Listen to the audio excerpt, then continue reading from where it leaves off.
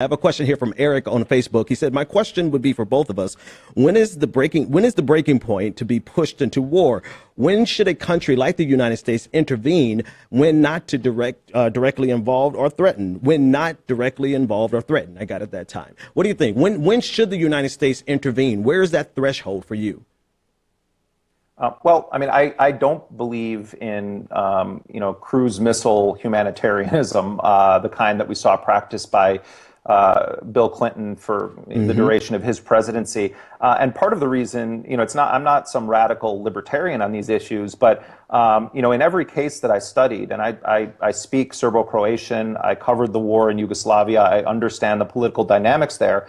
And, the United States narrative then and now remains that Clinton somehow, stopped a genocide in Yugoslavia. And that's just first of all, if that's your only statement on it, it's false. Right. There are times in that war when the actions of Clinton and Madeleine Albright and others actually resulted in escalating deaths in the very places that they said that they were trying to protect the population. Yeah. The Kosovo War, for instance, is one of the most radically misunderstood conflicts, and part of it is because the victors write the history. And the United States, at a time when it was mercilessly punishing the people of Iraq with economic sanctions in the 1990s, was funneling record levels of weapons and munitions to the Turkish government to carry out a sort of almost genocidal campaign against the Kurds, not only in Turkey but in the countries surrounding it. And I think that the question, which is a great question, presupposes that the United States ever intervenes for purely humanitarian reasons, and I really don't believe that. So, I think that almost always when the United States intervenes militarily in the name of humanitarianism, it results in a worsening of the conflict and an escalation. I personally believe that the only wars the United States should ever be in are wars that are truly in the self-defense of people in this country, not corporations, not political authority, and not because your campaign contributors love missiles. Absolutely. Another question. What's your answer?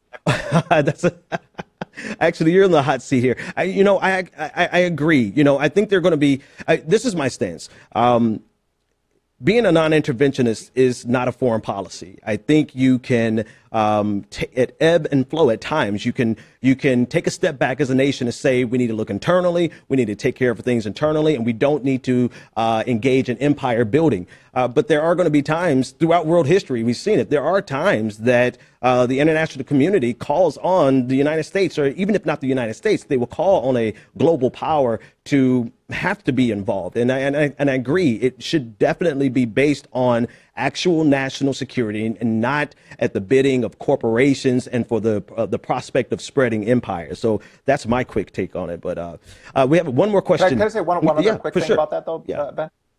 What's interesting, if you study what happened in Yugoslavia with Milosevic and you look at what happened in 2003 when Saddam Hussein was overthrown during the invasion and occupation, in both of those countries, which I covered extensively, the dissidents that I would talk to on the ground, including people that were dissidents only because they're ordinary people that wanted their government changed, but also political dissidents who really had fought those regimes, some of them said, oh, yes, we want the United States to come in and we want them to overthrow Saddam Hussein, or they wanted them to bring down Slobodan Milosevic, but we don't want you to stay and we don't want you to dictate what our government looks like. If you look at what's happened in the former Yugoslavia, you have pro-fascist leaders in power in Croatia.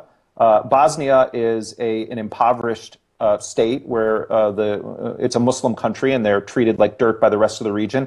And then one of Milosevic's top henchmen is in power in Serbia. What was that war all about at the end of the day? It created these ethnically pure parastates, and not with the addition of economic neoliberalism and rising kind of fascistic movements that we're seeing pop up or rejuvenate around Europe. In the case of Saddam Hussein, now, this isn't my position, but I can see a reasonable argument that could have been made to say, let's lop off the head of the dragon, Saddam Hussein, and then you go to the number 2 or number 3, and you say, are you down with the program or not? And I think that that war would have gone in a very different way. But by engaging in what they call de-Baathification and firing, 150,000 Iraqi soldiers overnight in what was a largely secular country, we created. So that's why I say that it's radically oversimplified to say, well, when would you support military intervention? When what kind of atrocity is taking place?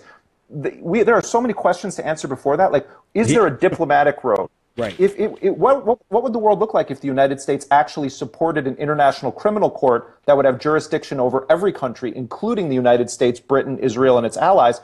Then you could start viewing the handling of despots and thugs and war criminals as a law enforcement activity where you're saying you've been indicted, you're going to be arrested, and if not, an international force is going to come and take you to this court. Yeah. But it won't work unless the United States agrees to subject its own personnel. Assad is a war criminal. He should be sharing a cell with Dick Cheney and Donald Rumsfeld.